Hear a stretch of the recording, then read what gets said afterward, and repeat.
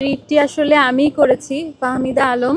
বাংলাদেশ ইসলামী ছাত্র শিবিরের যে ঐতিহাসিক যে ভূমিকা বাংলাদেশের মুক্তিযুদ্ধের বিরুদ্ধে, আমাদের ডাকসুর যে গঠনতন্ত্র, ডাকসুর যে মূল লক্ষ্য এবং উদ্দেশ্য, সেটির সাথে সরাসরি বিরোধিতা করে।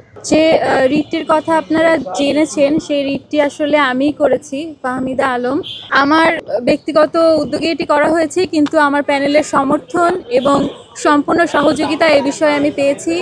যার বিরুদ্ধে আমি রিটটি করেছি, তিনি কেন্দ্রীয় ডাকসু নির্বাচনে শিবির সমর্থিত প্যানেল থেকে জিএস পদে প্রার্থিতা করছেন এবং তার বিরুদ্ধে আমার যেই বক্তব্যগুলি ছিল সেগুলি নিশ্চয়ই আমার আইনজীবী আপনাদের কাছে আরও ক্লিয়ার করবেন, কিন্তু আমি যে মূল যে পয়েন্টগুলি রেখেছি সেগুলি আপনাদের সামনে বলছি। সেটি হলো ডাকসু নির্বাচনের যে গঠনতন্ত্র, সেটির 2 নাম্বারে যেটি আছে, মানে 2 ক, সেখানে আসলে স্পষ্টভাবে লেখা আছে যে ডাকসুর যে মূল উদ্দেশ্য সেটি হলো মুক্তিযুদ্ধের স্পিরিটকে, মুক্তিযুদ্ধের চেতনাকে সমুন্নত রাখা এবং সেটিকে ধারণ করা। বাংলাদেশ ইসলামী ছাত্র শিবির সমর্থিত যে প্যানেল থেকে তিনি নির্বাচন করছেন এবং যে ছাত্র শিবিরের কেন্দ্রীয় কমিটি ঢাকা বিশ্ববিদ্যালয়, সেখানেও কিন্তু তিনি জিএস পদে আছেন। হ্যাঁ, তো সেই জায়গা থেকে বাংলাদেশ ইসলামী ছাত্র শিবিরের যে ঐতিহাসিক যে ভূমিকা এবং ঐতিহাসিক যেই স্ট্যান্ড বাংলাদেশের মুক্তিযুদ্ধের বিরুদ্ধে, সেটি আসলে আমাদের ডাকসুর যে গঠনতন্ত্র, ডাকসুর যে মূল লক্ষ্য এবং উদ্দেশ্য, সেটির সাথে সরাসরি বিরোধিতা করে।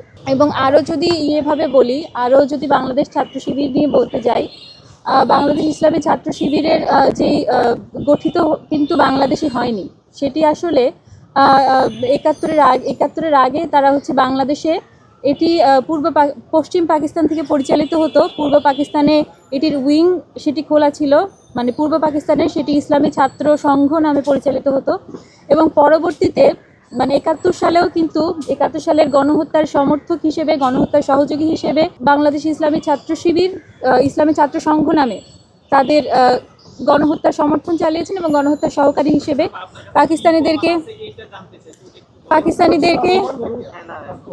সহায়তা করেছেন।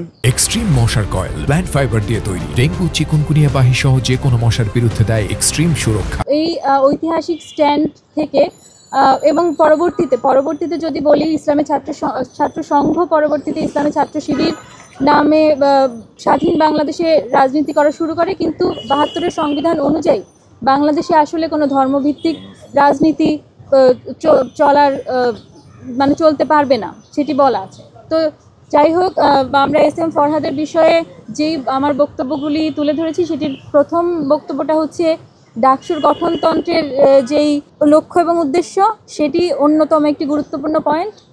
এবং অন্য যেটি আছে সেটি হচ্ছে এস.এম. ফরহাদ, তিনি যেখানে পড়াশোনা করেন, গবেষণা এবং সমাজ কল্যাণ ইনস্টিটিউট, সেখানের যে ছাত্রলীগের পদ ছিল, ছাত্রলীগের কমিটি ছিল, সেখানে তিনি কিন্তু যুগ্ম সাধারণ সম্পাদক হিসেবে সেই কমিটিতে বহাল ছিল। জুলাইয়ের আগে এবং জুলাই পরবর্তী সময়ে তার কাছ থেকে আমরা কিন্তু কোনো পদত্যাগপত্র বা কোনো ধরনের প্রুফ আমরা পাইনি যে তিনি আসলে এই সংগঠনটিতে আর বিলং করেন না।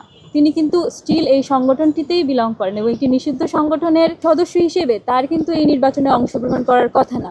এবং একই সঙ্গে হচ্ছে তিনি বাংলাদেশ এবং ওই যেটি ডাকসুর গঠনতন্ত্রের 2 অনুযায়ী তিনি যে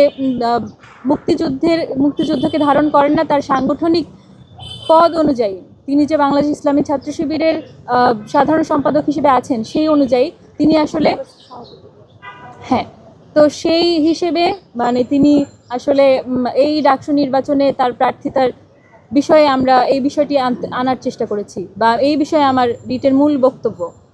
এবং আরও একটি বিষয় যদি বলি, আমি হচ্ছি এই প্যানেলে মুক্তিযুদ্ধ এবং গণতান্ত্রিক আন্দোলন সম্পাদক পদে প্রার্থিতা করছি।